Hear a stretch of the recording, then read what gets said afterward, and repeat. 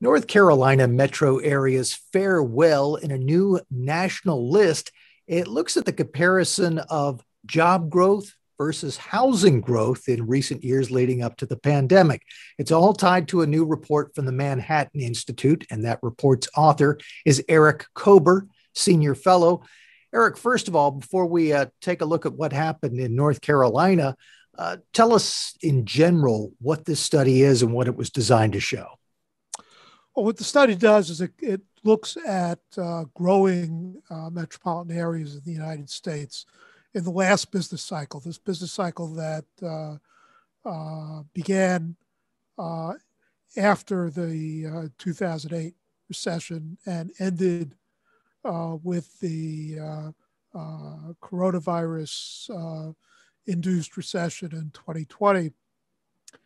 And what the study does is it compares job growth with housing growth. There is a very clear contrast between metropolitan areas that were successful in creating both jobs and housing, and metropolitan areas that were much more successful in creating jobs than housing. And it looks at how those areas differ. And one of the things that I'd note from looking over your report is that you actually take a very close look at how local government policies play a major role here. Yes. People who are familiar with how this issue plays out in different cities will be surprised to hear that the cities that have a poorer record in terms of matching job growth with housing growth generally have very restrictive land use regulations.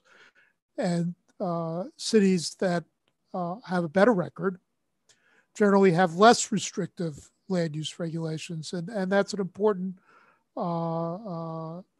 contrast. Certainly the major metros in North Carolina, for example, Raleigh-Durham and Charlotte have a relatively good record, and that is reflective of the fact that their land use regulatory systems are flexible enough to accommodate the amount of housing that was needed during the last business cycle. It's important to understand, though, that doesn't necessarily mean that that's going to continue into the next business cycle as the economy recovers again, and that the mix of policies that worked in the prior business cycle may need to be adjusted in the coming one. We're going to get more into those details in just a bit, but getting back to your list, you've already alluded to this, but of the 20 communities that you mentioned, Durham Chapel Hill ranks number one, Raleigh at number three, the Charlotte larger metro area number four, the only non-North Carolina community sandwiched in there, Houston and its surrounding area at number two. Looking at the bottom of the list, San Francisco, the three lowest ranked communities all in California, and then near the bottom, LA, New York, Boston. Tell us, as a reminder, what factors contribute to those rankings? Well, probably the biggest factor that contributes to those rankings is restrictive zoning. And not only restrictive zoning,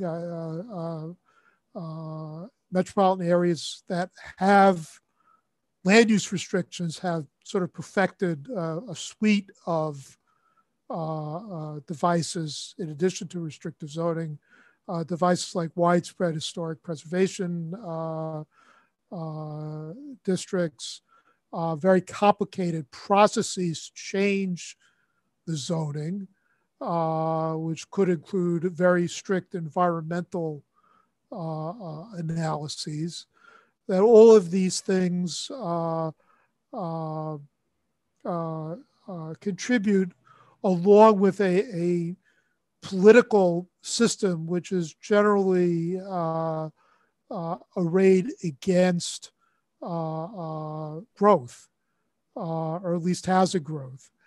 And many of these places are highly productive and almost can't help creating jobs anyway. And may be more receptive to commercial growth, which generally is taxed at a higher rate. Certainly that's true in California. And it's also true in New York. So they may be more receptive to commercial growth in order to obtain the tax revenues than they are to residential growth. And all of these factors contribute to an unbalanced situation in which these areas are generally creating jobs, but they're not creating housing commensurate with the underlying demand. The report once again looks at a jobs housing mismatch. Its author is Eric Kober, who's a senior fellow at the Manhattan Institute. People could look at the list here in our area in North Carolina and perhaps pat ourselves on the back that we're doing things well. But as you discussed a little bit earlier, and as you talk about in the report as well, there are some things that could suggest some long-term problems or challenges for communities that were successful during this last business cycle. What are some of the things that those of us here in North Carolina need to watch out for? Well, the challenge that a lot of metropolitan areas face that have been successful in the past is that they've been very reliant on the fact that they have land.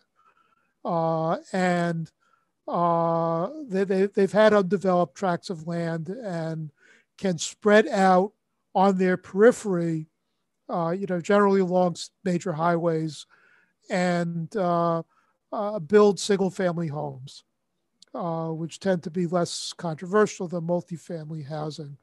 The problem with that is twofold. One is that as metropolitan areas grow, the traffic gets worse, and ultimately, you no longer have the greatest asset you have as a metropolitan area, which is a unified labor market, where people who live in any part of your metropolitan area can take jobs at any other part of the metropolitan area because they can access those jobs relatively easily. When a metropolitan area achieves a certain critical mass of growth as a sprawling auto-dependent metropolitan area, it really splits into subsidiary labor markets because it becomes too difficult for people, let's say, in the northeast quadrant to commute to the southwest quadrant of the metropolitan area. And that at that point, they lose their advantage of being a concentration of population and skilled workers, and businesses would respond accordingly. Many of these areas are saying, well, we need to do two things. We need to build more densely in the center of our metropolitan area,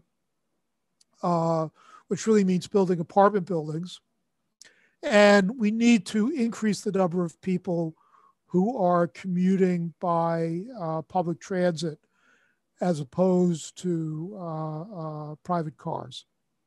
And the problem that they face is that it's very hard to retrofit a metropolitan area that historically was not built up that way to become a more urban area, in fact, akin to some of the older metropolitan areas like New York, Boston, and San Francisco, which are now very difficult to build in, but at one time were receptive to multifamily housing and do have legacy public transit networks that enable people to cross their metropolitan area to get to work. So if you were advising the people in our area who might look at this list and say, oh, things look pretty good for us, what would be the main thing that you would tell them about, yes, but watch out for this in the years ahead. Yeah, well, it's watch out for getting into a situation in which your attractiveness to business as a place where which combine a good business environment with relatively affordable housing. Watch for danger signs that is becoming less so, and try to plan sensibly, which is to say that try to build on your assets incrementally. It's important to be cost effective.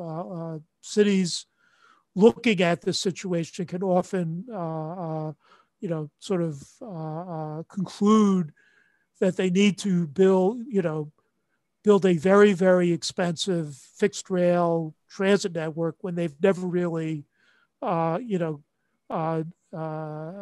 exhausted the potential, let's say, of bus rapid transit in terms of moving people around, things that would be much more, much less expensive to invest in, and which could also be much more flexible, so that if you find that when you're building bus rapid transit, that one route is heavily subscribed, another route not so much, you can shift buses around. It's much harder to do that with trains. So try to be cost effective, try to be conscious of the fact that the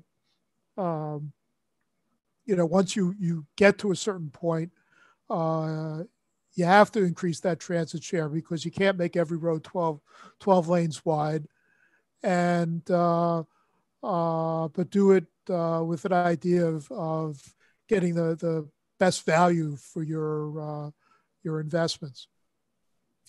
If you'd like to learn much more about this report, it's called The Jobs Housing Mismatch: What It Means for U.S. Metropolitan Areas. Its author, once again, Eric Kober, Senior Fellow at the Manhattan Institute. And you can find the report at the Manhattan Institute's website, which is manhattan-institute.org.